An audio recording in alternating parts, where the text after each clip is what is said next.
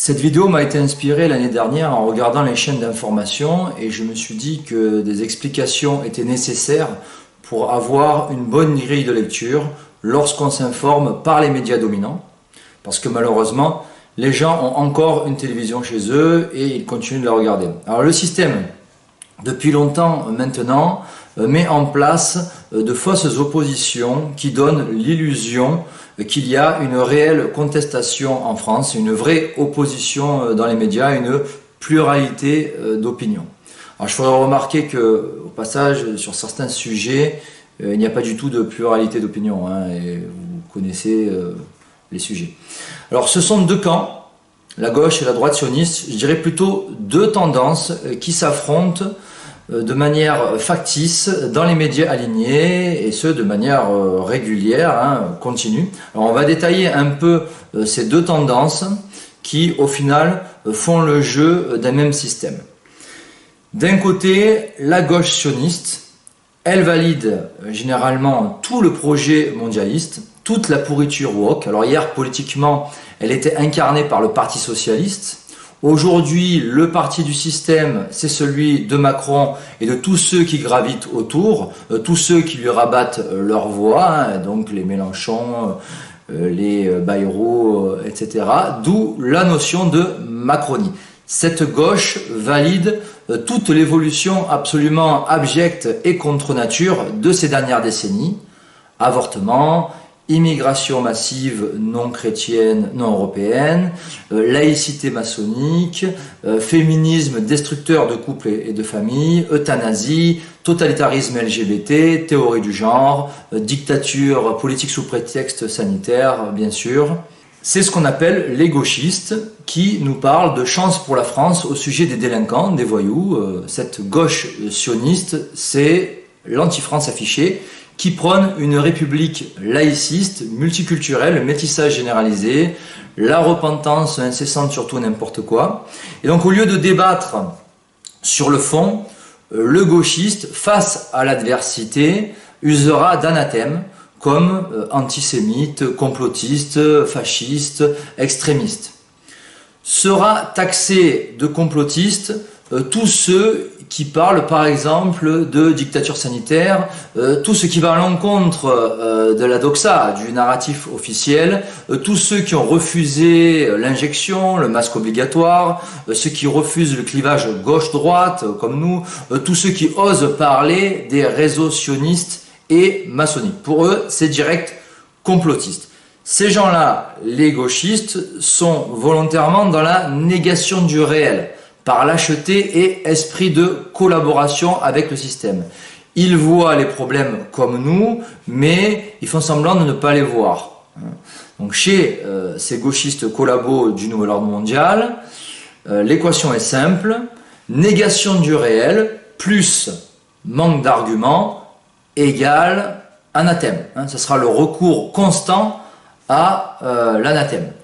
En fait, ils valident tout le projet mondialiste, et face à un adversaire, on n'argumente pas, c'est l'anathème.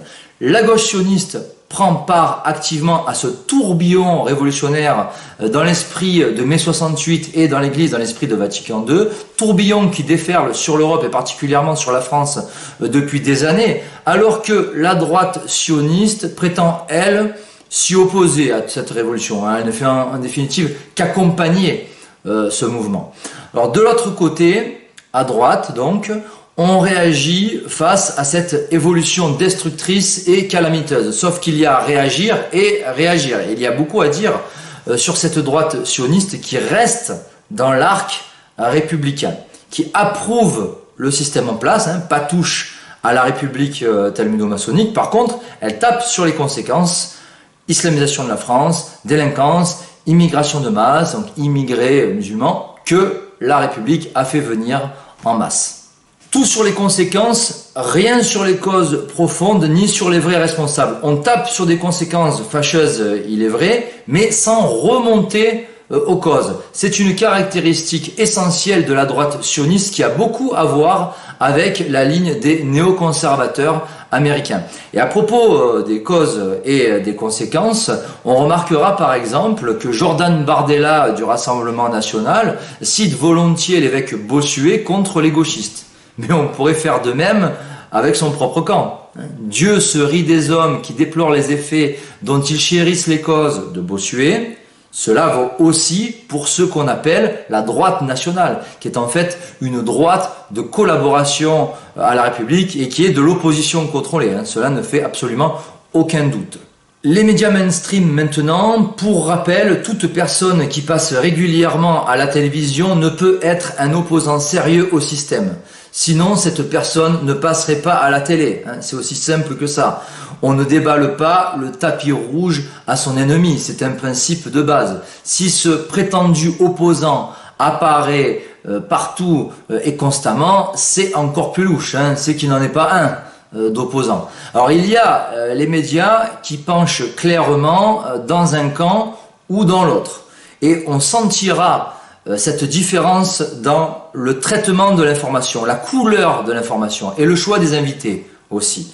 Par exemple, lorsque CNews traite de questions de sécurité et invite un représentant de la police et des hommes politiques de droite, donc républicains, Rassemblement national, Reconquête, forcément le débat va pencher à droite. Et c'est valable dans le sens inverse, je vous rassure, quand dans les grands médias, sur France Télévisions par exemple, une personnalité du camp réactionnaire est mise en difficulté par le journaliste et plusieurs contradicteurs. Cela ne doit rien au hasard, là non plus. Le sujet et le choix des invités vont donc être déterminants. Mais qu'ils soient plutôt de gauche ou plutôt de droite, une chose ne change pas, tous ces médias sont des médias alignés sur Washington. Les médias ou intellectuels de gauche sioniste, alors en vrac, ce n'est pas ça qui manque. Bien sûr France Télévisions, BFM TV et RMC du groupe Altis de l'israélite Patrick Drahi, Le Monde de Xavier Niel, Libération dirigée par l'israélite Dov Alfon, qui est aussi le rédacteur en chef du journal israélien Haaretz, France Inter dirigée par Adèle Van Driet, qui est la compagne du gauchiste Raphaël Enthoven, le Nouvel Obs, quasiment toute la presse alignée en fait. Canal+ du groupe Bolloré-Goldschmidt, donc le quotidien de Yann Barthès, alors là c'est vraiment le prototype du gauchisme, TPMP de Cyril Hanouna, avec notamment Gilles Verdez, Clémentine Autain, des journalistes comme Laurent Geoffrin, Marc-Olivier Fogiel d'Europe 1, Christophe Barbier de l'Express et de BFM TV, et tant d'autres qui sont de véritables collabos. Et puis il y a aussi les pseudo-intellectuels qui ont pignon sur rue dans tous ces médias et auxquels on a droit depuis des années, donc vous les connaissez, Jacques Attali, Bernard Lévy, et puis maintenant les fils Enthoven et Glucksmann. Chez la droite sioniste, outre le Figaro du groupe Dassault, il y en a selon moi deux qui se détachent, CNews et Valeurs Actuelles. Alors CNews de Vincent Bolloré-Goldschmidt et Serge Nedjar, CNews, chaîne qui soutient ardemment Éric Zemmour, dont on a démontré Zemmour par le passé le faux patriotisme, et puis Valeurs Actuelles, dont le propriétaire est l'ancien agent du Mossad Iskandar Safa et le rédacteur en chef Geoffroy Lejeune. Valeurs Actuelles est en quelque sorte la version papier de CNews, et d'ailleurs on retrouve des journalistes qui travaillent pour les deux. Ce sont des médias dits réactionnaires qui sont en fait des médias de droite sioniste. Une droite que les patriotes français authentiques doivent évidemment fuir, on va voir pourquoi, si ces patriotes français sont attachés à la France du baptême de Clovis, la France de Saint-Louis, de Charlemagne, de Sainte-Jeanne d'Arc. Alors parmi les journalistes ou hommes politiques de la droite sioniste, nous avons donc en chef de file Éric Zemmour, Alain Finkielkraut, Gilles-William Goldnadel, Elisabeth Lévy, Jean Messia qui est passé aussi à Reconquête, André Berkoff à Sud Radio, je rappelle, proche d'Attali qui soutenait Mitterrand dans les années 80, puis Sarkozy dans les années 2000. Gabriel Cluzel de Boulevard Voltaire, Gilbert Collard, l'avocat franc-maçon Gilbert Collard, Damien Rieu, donc F de souche, le franc-maçon journaliste Pascal Praud, Sonia Mabrouk aussi à CNews, Laurence Saillet, chroniqueuse à CNews qui soutient les Républicains, et Xavier Bertrand, mais aussi des journalistes comme Charlotte Dornelas, je vais y venir, CNews et Valeurs Actuelles, Jean-Sébastien Ferjou d'Atlantico, la journaliste Christine Kelly, donc son émission Face à l'info qui roule ouvertement au quotidien pour Éric Zemmour, donc tout comme le Québécois Mathieu Bocoté, Marion Maréchal-Le Pen ou encore Philippe de Villiers. Ce sont ces gens qui, paraît-il, sont censés représenter le camp patriote français. Dornelas, Maréchal-Le Pen, De Villiers ou encore Poisson sont en quelque sorte la caution chrétienne apportée à cette droite sioniste.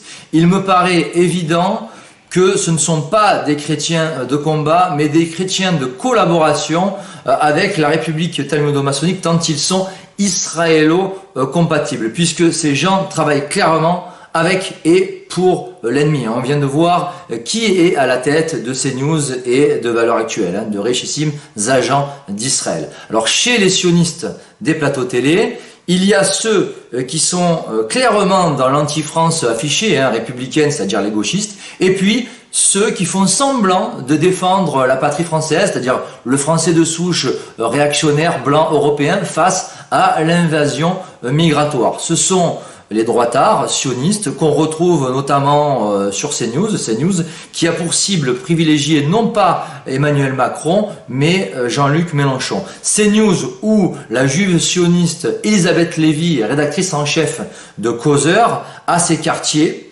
et où elle avait notamment déclaré que le blasphème, c'est le cœur de la culture française. Et donc il y a des chrétiens qui travaillent avec cette Elisabeth Lévy.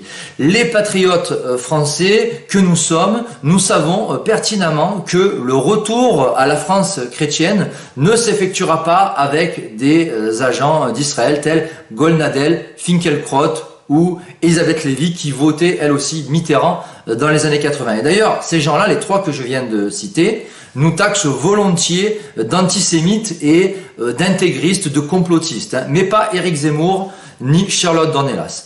C'est à souligner. Donc leur rôle est important dans l'optique, dans le projet mondialiste qui se met en place. Je m'explique. D'un côté, nous avons des apôtres du mondialisme, du multiculturalisme, les gauchistes, et face à eux, des sionistes qui ciblent l'islam et les immigrés, et surtout qui s'efforcent d'avoir le contrôle sur cette réaction.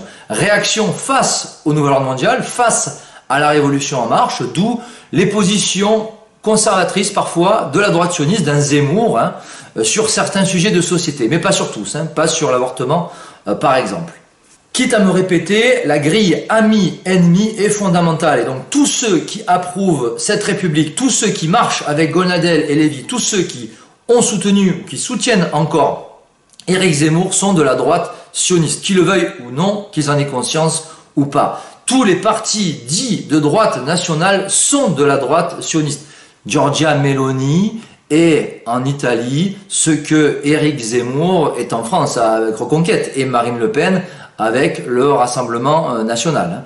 L'historique sioniste, l'imbuvable et même insupportable Elisabeth Lévy est peut-être le pire de cette droite sioniste sur le fond comme sur la forme, alors que la journaliste Charlotte Dornelas peut être considérée comme la moins pire.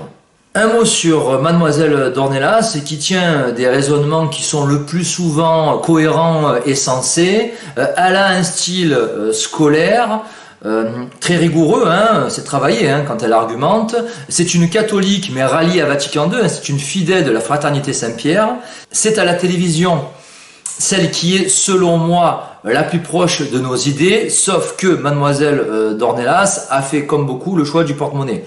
Du coup, elle aussi cible les conséquences du nouvel ordre mondial, donc l'islam ou la gauche, et non les vrais responsables.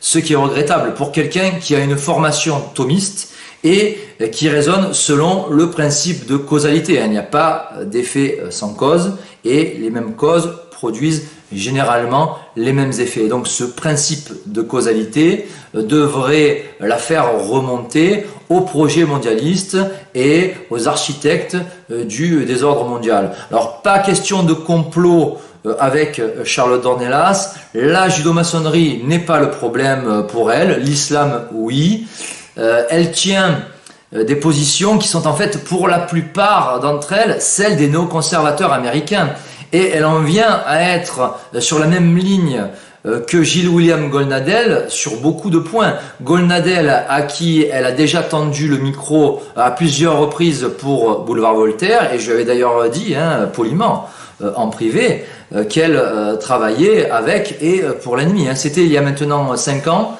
lorsque Charlotte Dornelas m'avait interviewé lors de la sortie de mon livre La franc-maçonnerie 300 ans d'imposture. Elle avait quand même eu le courage à ce moment-là de m'interviewer, contrairement à d'autres médias comme TV Liberté ou Radio Courtoisie qui m'ont toujours passé sous silence. Donc Dornelas est un peu une Marion Maréchal Le Pen en version journaliste, mais en mieux je trouve, en plus catholique, en plus intellectuel. Alors il est évidemment regrettable de voir quelqu'un comme ça, Charlotte Dornelas, entouré au quotidien de sionistes et de francs-maçons sur les plateaux télé et rouler ouvertement pour Éric Zemmour et Reconquête sur CNews et Valeurs Actuelles.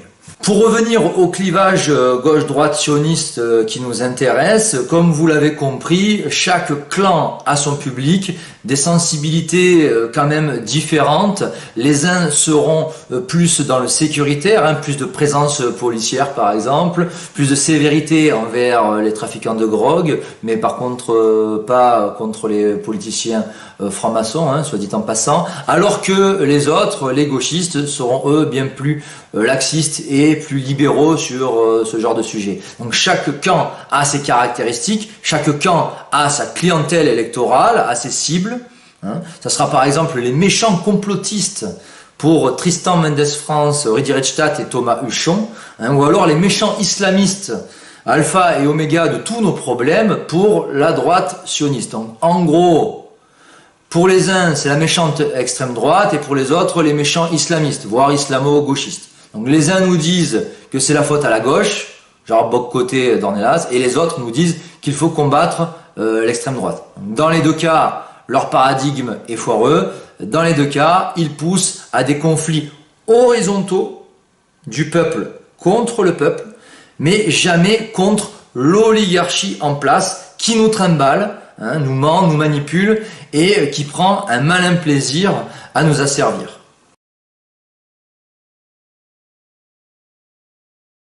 Dans les deux cas, c'est Tel Aviv aux manettes, Israël, la maison mère qui pilote la République française, gauche et droite étant en France dévoués au grand Israël. Et ça, ni les uns ni les autres ne le pointeront du doigt. Sinon, au lieu de passer à la télévision, c'est la censure, les tribunaux et même la prison. Je suis bien passé pour en parler.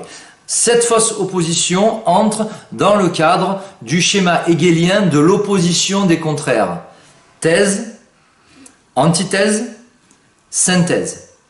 Et donc la synthèse, c'est cette dictature mondialiste qui se met peu à peu en place en France par les exécutants de la Macronie.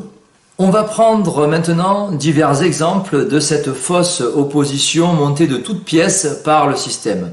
En août dernier, en août 2022, sur Twitter, il y eut un accrochage entre le journal Libération qui souhaite un puits du fou des Lumières, c'est-à-dire un puits du fou de gauche, et figurez-vous que c'est l'ultrationniste Gilles William Goldnadel qui a pris la défense du puits du fou de manière très hypocrite. Alors d'un côté, un média de l'israélite Al-Fon, et de l'autre côté, le Likoud, extrême droite israélienne, pour défendre le Puy du Fou. Parc d'attraction médiéval catholique. Et cela, on va le retrouver également lors du débat sur l'identité française, où des Israélites de droite comme de gauche vont débattre sur cette thématique. Je crois qu'il y a des personnes plus légitimes pour traiter de ce genre de sujet. Donc cette fausse opposition et notamment symbolisé par le clash minable et ordurier qu'il y a eu entre Daniel Cohn-Bendit et Gilbert Collard. Donc les deux s'étaient copieusement insultés sur le plateau de TF1. Alors l'un gauchiste et macroniste, l'autre franc-maçon et faussement réactionnaire, qui avait été avant-hier à gauche, je rappelle Collard, hier au Rassemblement National et aujourd'hui à Reconquête. Et on devrait faire confiance à ces gens-là. Ça sera sans moi. Alors, autre symbole de cette dualité gauche-droite sioniste, ce sont les désaccords entre le très probable franc-maçon Laurent Geoffrin et la journaliste catholique Charlotte Dornelas. L'un valide tout le projet mondialiste, l'autre le contre, mais sans aller bien loin, sans remettre en cause le système ni l'oligarchie en place. Quand on les écoute, on croirait que Geoffrin et Dornelas sont d'accord sur rien, alors que ce n'est pas vraiment le cas. Ils sont hélas d'accord sur un point fondamental, la caution apportée à ce système, la non-remise en question de ce même système. Autre opposition factice et même bidon, celle entre Éric Zemmour et Bernard-Henri Lévy. Alors l'un journaliste reconverti homme politique et l'autre pseudo-philosophe. Les deux se côtoient dans le privé, se tapent même sur l'épaule, mangent ensemble et sont d'assez bons amis.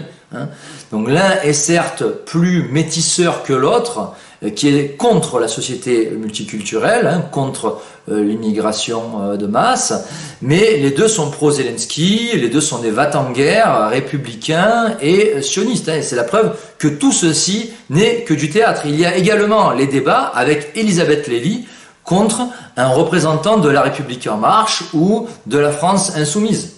Débat aussi pour ouvrir la campagne de l'élection présidentielle 2022 entre Éric Zemmour et Jean-Luc Mélenchon, où là aussi on se dit que c'est la gauche contre la droite, que tous les opposent, alors que le système, en l'occurrence BFM TV, leur a déballé le tapis rouge. Et pas que les médias, les banques d'affaires aussi. Je rappelle l'appui des émissaires de Rothschild de la JP Morgan derrière la campagne électorale de Zemmour. Mais selon moi, le symbole parfait de cette fausse opposition est le pseudo-débat qui a lieu chaque vendredi soir à 19h, donc à une heure de grande écoute, sur CNews, entre Julien Drey et Gilles-William Goldnadel. Deux ultrasionistes prétendument de gauche et de droite. Les deux sont pro-Israël, les deux anti-Poutine, pro-Zelensky. Les deux sont des va-t-en-guerre républicains, pro-Union européenne, pro-vaccination. En fait, ils sont d'accord sur vraiment beaucoup de choses, sur l'essentiel, en fait, sur le narratif officiel. Et puis, ils font semblant de débattre comme ça, l'un avec l'étiquette de gauche, l'autre l'étiquette de droite et même d'extrême droite. Alors Julien Drey, voyons rapidement son CV, il s'agit d'un trotskiste séfarade, pied noir juif né à Oran, qui est âgé de 67 ans maintenant, qui est issu de la LCR, donc Ligue communiste révolutionnaire, puis il a basculé au Parti socialiste où il a été député. C'est un franc-maçon du Grand Orient de France, le cofondateur de la nébuleuse ultra subventionnée SOS Racisme. C'est un antiraciste en France et un ultra-raciste pour Israël. C'est le gauchiste typique qui osa un jour parler de chance pour la France à propos de l'immigration massive en banlieue. C'est un immigrationniste militant tel Jacques Attali ou Bernard-Henri Lévy. Drey fut très actif au sein du Likoud dans sa jeunesse, donc Likoud qui, je le rappelle, est l'extrême droite israélienne la plus impitoyable, la plus corrompue et criminelle qui existe. Mouillé dans diverses affaires dans les années 2000, Julien Drey passa étrangement entre les gouttes de la justice. Alors, il fut un des conseillers de François Hollande en 2012, quand Hollande a été élu, proche du talmudo-kabbaliste Vincent Payon lors des primaires du Parti socialiste en 2017, donc 5 ans après. Et là, désormais, Julien Drey donne son avis sur tout et n'importe quoi. Il donne les bons et les mauvais points tous les vendredis soirs à la télévision sur CNews. Face à lui, Gilles-William Goldnadel, le faux patriote jouant au patriote réactionnaire français, alors avocat qui a la double nationalité franco-israélienne. Il est dans la lignée des néoconservateurs américains. Gilles-William Goldnadel est un juif athée, non-croyant, un avocat qui a défendu notamment Jeunesse Identitaire, le malade mental israélien Ulkan, l'ancien maire de Toulon Maurice Arex, l'ancien conseiller de Nicolas Sarkozy puis d'Éric Zemmour Patrick Buisson. Il a défendu aussi gratuitement Anne Kling. Alors je doute qu'il ait défendu gratuitement Génération Identitaire et Maurice Arex. Mais Anne Kling, elle, il l'a défendu gratuitement. Golnadel a été en opposition à l'antisioniste Roger Garaudy en 1998. C'est vraiment un militant sioniste acharné, Golnadel. Il a présidé l'association France-Israël. Il a été membre du comité directeur du CRIF en 2010 et aussi de l'UMP dans la foulée. Donc cette droitisation du CRIF, avec notamment la présidence de Francis Khalifa, coïncide, je trouve, avec la droitisation du paysage audiovisuel français, surtout lors de l'après 11 septembre 2001 et les attentats du World Trade Center. En 2007, Golnadel avait été fait chevalier de l'Ordre national du mérite par Nicolas Sarkozy. Il participe, Golnadel, à Atlantico, un média néoconservateur, et il participe aussi aux grandes gueules de RMC, de Patrick Drahi. Il est proche de l'ultra-sioniste Meir Habib comme de Benjamin Netanyahou, très influent à valeur actuelle auprès de Geoffroy Lejeune et aussi auprès de Marine Le Pen au Rassemblement national, pourfendeur de l'islamisme, du gauchisme, de l'islamo-gauchisme, de la France insoumise de Mélenchon, Mélenchon dont s'est visiblement démarqué Julien Drey. Golnadel prétend défendre le blanc français de souche sur cette base qui est celle des néoconservateurs américains sionistes, dont la direction occulte est basée à la Superloge Hathor Pentalpha, dont j'ai déjà parlé dans une précédente conférence. Golnadel est un agent sioniste pro-Israël du Likoud, donc extrême droite israélienne, dont le projet est l'hégémonie de l'État hébreu au détriment des autres nations. Ce soutien inconditionnel d'Israël fait, comme tous les militants sionistes, la chasse à ceux qu'ils considèrent antisémites ou antisionistes. Pour eux, c'est pareil. Alors Golnadel est chargé justement d'orienter, et ça c'est très important, orienter le réactionnaire national français contre le musulman et non contre l'oligarchie talmudo-maçonnique, d'où sa présence aux côtés de valeurs actuelles, de génération identitaire et son omniprésence dans un média comme CNews. Donc voilà le rapide CV du prétendu patriote français, entre guillemets, Gilles William Golnadel. En conclusion, la maison mère de la République française, Israël, avance ses pions dans les médias dominants, la télévision, les journaux, Internet. Dans les deux cas, l'oligarchie, le pouvoir occulte, la République sont toujours épargnés. Dans les deux cas, je le rappelle, les différents protagonistes sur les plateaux télé poussent à des conflits horizontaux entre les populations qui subissent la même dictature sanitaire, qui subissent l'inflation qui débute, qui subissent les mesures liberticides, les restrictions, l'appauvrissement, la future pénurie alimentaire, la crise énergétique, des tas de problèmes de société que nous avons depuis des décennies désormais et qui proviennent des loges maçonniques. Lorsque le moment est venu de faire un choix électoral ou de ne pas en faire, entre d'un côté une marionnette de gauche anti-française et ouvertement anti-chrétienne, et de l'autre côté un faux patriote tout aussi anti-français et dévoué à une nation étrangère, je crois que nous avons tout à fait le droit de ne pas choisir. Voilà, que les choses soient claires, le faux ennemi de notre ennemi n'est pas notre ami. Je répète, le faux ennemi de notre ennemi n'est pas notre ami. Pour ceux qui veulent soutenir mon travail, merci de me contacter par courriel sur l'adresse qui vient de s'afficher en bas de l'écran, livernet83@gmail.com. Je vous dirai comment faire pour m'aider à survivre. Il s'agit de survivre face à cette persécution républicaine assez inouïe que je subis depuis maintenant 2 ans, qui m'a déjà envoyé en prison et qui veut désormais clairement ma mort sociale. Voilà, je vous remercie d'avance, que Dieu vous garde et à très bientôt.